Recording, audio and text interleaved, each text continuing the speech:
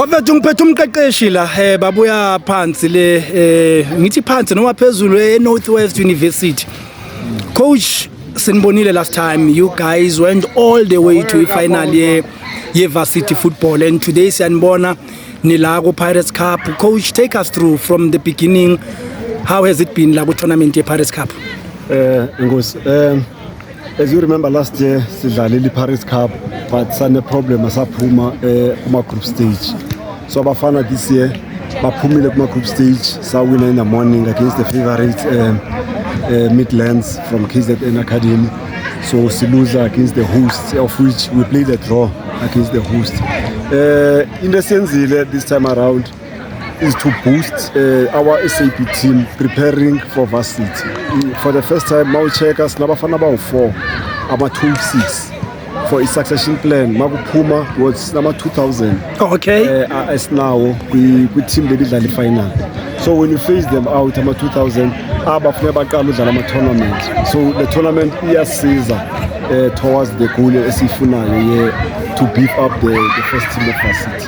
But coach, kubonakala sengathi yanisebenzela lento yokuthi nibe nalama tournament buka ukuthi nabe nafika kuphi ku varsity football nakhona in preparation naqala la ku Pirates Cup. So going forward manje I think unayo lento ukuthi no, this time you'll go all the way ku varsity football. Kunyanzele we go all the way kuba the pressure is setile, and now I'm a champion aware to defend the champion. So the only team abayijongile now Northwest Mafikeng kuba yiyo bifike ku final.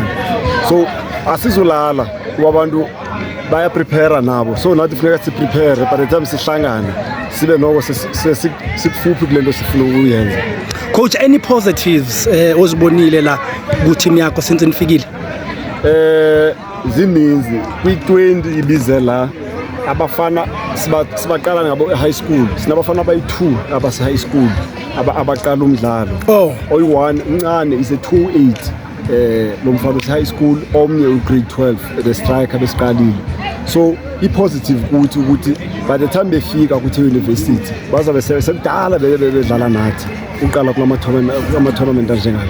And coach, how do you scout these boys lapha university? Is it only Mafikeng obvious because nile omunye uzothi but mina ngisepoch ngiyafisa ukudlala ku varsity football? Kuba si-soccer institute, so sisebenzisa only abasibanike bursary institute. Kodwa ke uscout ngaphandle Thursday Friday benise Cape Town ku Bay Hill. So Friday night ngabe ndifike Joburg. Sunday Monday la uqedelela the scouting. So sihleli nje sibuka si-identify abadlali kulama team akho. Cape Town ndithola abadlali nalapha ndithola abadlali. Coach, nikhipha omunye umdlalo oshisa kabi lapha Heaven Seretse. Surely you are proud mawuthi no bakhona abantu abasimele. Previously there was ubanele Hlophe. You've got players abaphuma la kini beya phezulu. Sisafuna ukukhupha abanye abaningi kuba soloko sibakhumbuza nge-Wall of Fame ukuthi asigqibanga, sisafuna abanye abadlali abazophuma. Bakhona nabanye ama-team abanothile, but i-challenge esinayo for now ngase baqale baqedele i-studies zabo before baphume baye ngaphandle kulama professional teams. Coach, sesiqeda nje ungumqeqeshi odila kakhulu nabantu abasha. Ipassion yakho sengathi la to say let me go ku grassroots. Yes, university but ngiqala italent ephansi. Inoba ke indlela engiqale ngakhona ucoacha kuba vele ndiqale kuma LFA, so ndiya understand indaba yama LFA nama region nama university, so kulula uma ukhuluma language yabo. And coach, awugcinanga nje ngokuthi ube ucoach kuphela, you went to school. Awusixoxela ngalama qualifications wakho umqeqeshi.